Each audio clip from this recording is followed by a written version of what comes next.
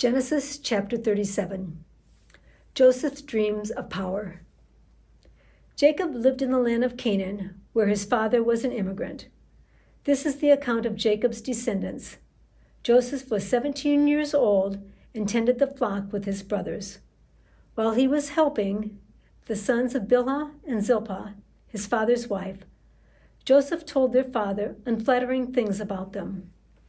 Now Israel loved Joseph more than any of his other sons, because he was born when Jacob was old.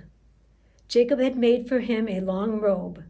When his brothers saw that their father loved him more than any of his brothers, they hated him and couldn't even talk nicely to him.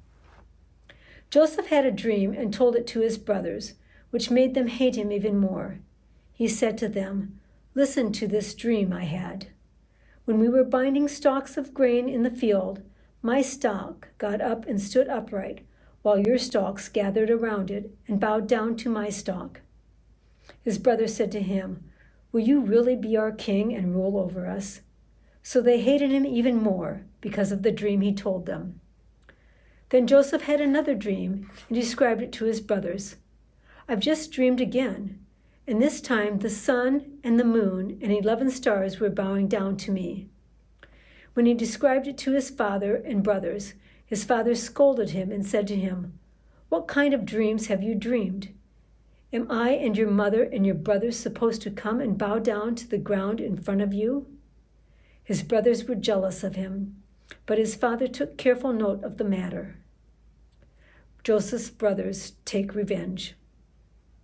Joseph's brothers went to tend their father's flock near Shechem. Israel said to Joseph, "Aren't your brothers tending the sheep near Shechem? Come, I'll send you to them." And he said, "I'm ready." Jacob said to him, "Go, find out how your brothers are and how the flock is, and report back to me." So Jacob sent him from the Hebron valley. When he approached Shechem, a man found him wandering in the field and asked him, "What are you looking for?"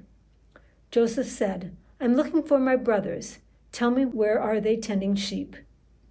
The man said, "They left here. I heard them saying, 'Let's go to Dothan.'" So Joseph went after his brothers and found them in Dothan. They saw Joseph in the distance before he got close to them, and they plotted to kill him. The brothers said to each other, "Here comes the big dreamer. Come on now, let's kill him and throw him into one of the cisterns, and we'll say a wild animal devoured him. Then we will see what becomes of his dreams."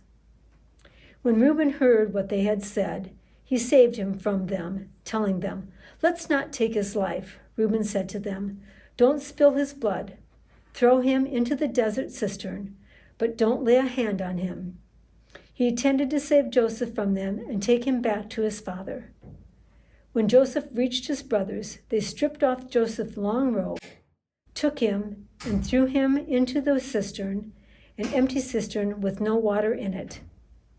When they sat down to eat, they looked up and saw a caravan of Ishmaelites coming from Gilead, with camels carrying sweet resin, medicinal resin, and fragrant resin on their way down to Egypt. Judah said to his brother, "What do we gain if we kill our brother and hide his blood?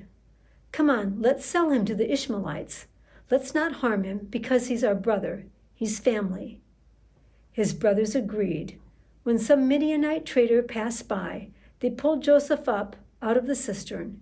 They sold him to the Ishmaelites for 20 pieces of silver, and they brought Joseph to Egypt. When Reuben returned to the cistern and found that Joseph wasn't in it, he tore his clothes. Then he returned to his brothers and said, "The boy's gone, and where can I go now?" His brother took Joseph's robes, slaughtered a male goat, and dipped the robe in the blood. They took the long robe, brought it to their father, and said, "We've found this. See, is this your son's robe or not?" He recognized it and said, "It's my son's robe. A wild animal has devoured him." Joseph must have been torn to pieces. Then Jacob tore his clothes, put a simple mourning cloth around his waist, and mourned for his son for many days. All of his sons and daughters got up to comfort him, but he refused to be comforted, telling them, "I'll go to my grave mourning for my son." And Joseph's father wept for him. Meanwhile, the Midianites had sold Joseph to the Egyptians, to Potiphar, Pharaoh's chief officer, commander of the royal guard. The end of chapter 37.